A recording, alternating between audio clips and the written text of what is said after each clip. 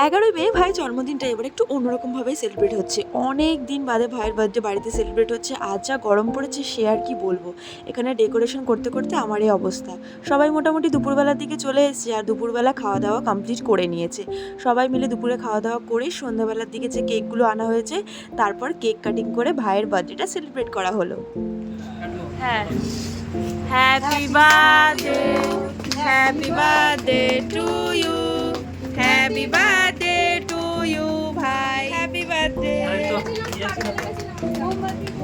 মাকে খাওয়া hello cake सब लोग है ना केक खाओ লুটের মতো কেক केक